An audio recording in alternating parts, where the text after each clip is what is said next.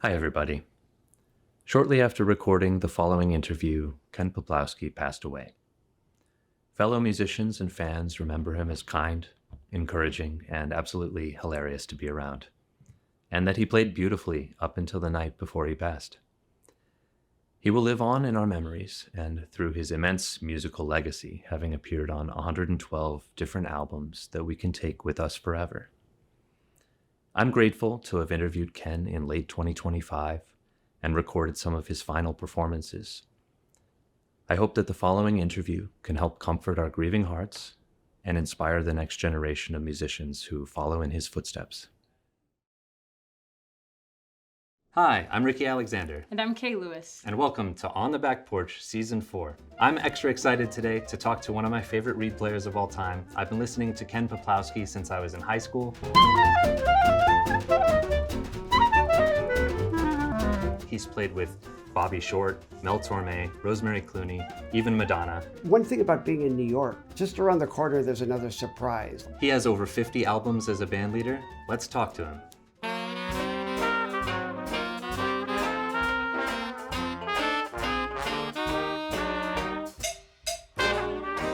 Ken, I've been listening to you for my whole adult life. You're a major inspiration in my playing. I'm really excited to sit down with you. Reading your bio, I'm hearing about how you got your start with the Tommy Dorsey Orchestra, right? The Ghost Band. Ghost Band, out of college, exactly, yeah. The Dorsey Band I did for 2 years. The band leader was this great trombonist, Buddy Morrow. I was playing lead alto, and he gave me a feature spot on clarinet. And after, on those bands, they never paid a lot of money. So every time you would ask for a raise, they'd give you just enough to keep you on the band.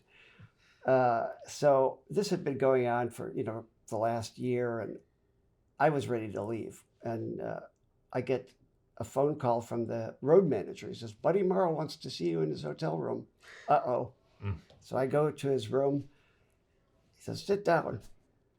He says, so I hear you want to leave the band. He says, I'll tell you what, I'll let you leave if you promise that you'll move to New York. Don't go back to Cleveland, and don't be a big fish in a small pond. And he gave me this big speech about how, I should always play with people better than myself, challenge myself. Because of him, I moved to New York.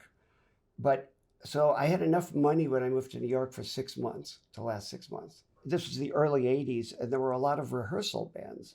So again, I found myself learning on the job. And the band leader, a guy named Ed Pulser, Ed, Of course, yeah. he was so nice to me. So he'd let me solo last, so I could kind of hear the form. The one thing about being in New York too is you're always just around the corner. There's another surprise, like a new group of musicians that you haven't played with, or somebody calls you to do something challenging that I like to accept those challenges, even if it's something really hard. I'll take on the gig because I do like to push myself, So what songs are you going to be featuring with us today? I prepared for you a medley of songs from Wagner's Ring Cycle. So if you've got, if you have the 4 hours, you're going to love it. No, so I am going to do I've Grown Accustomed to Her Face. And then I'm going to play something kind of a nod to the traditional jazz years. And I still love playing those songs. So I'm going to do Nobody's Sweetheart.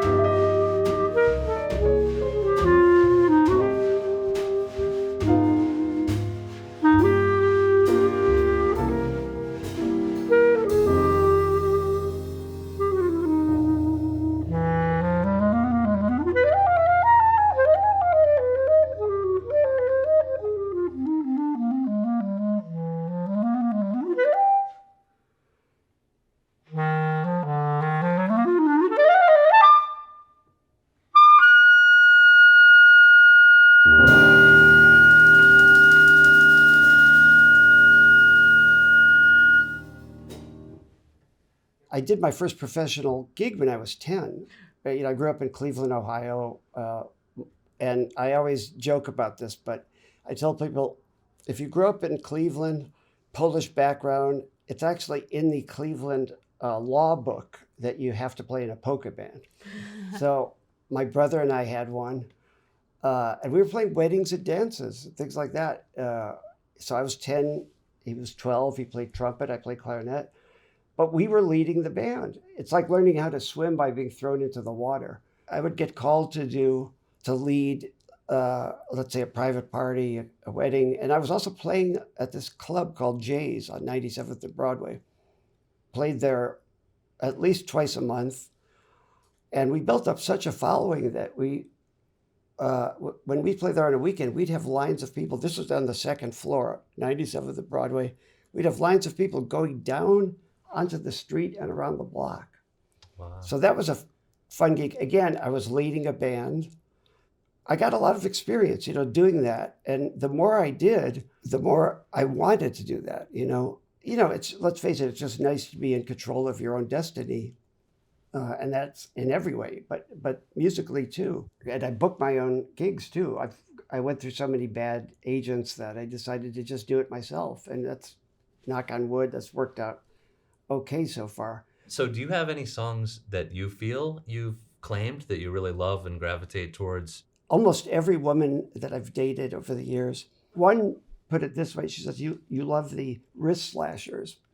Because, the real hard on your sleeve. Trigger warning, everybody. Harold Arlen, those heavy songs, Yeah. And I love that, and I do pay attention to the lyrics. So I try to think about that. So, for example, of late, I've been going back and playing All the Things You Are, like a very slow ballad. Did you do that on Live at Mesro, your most recent album?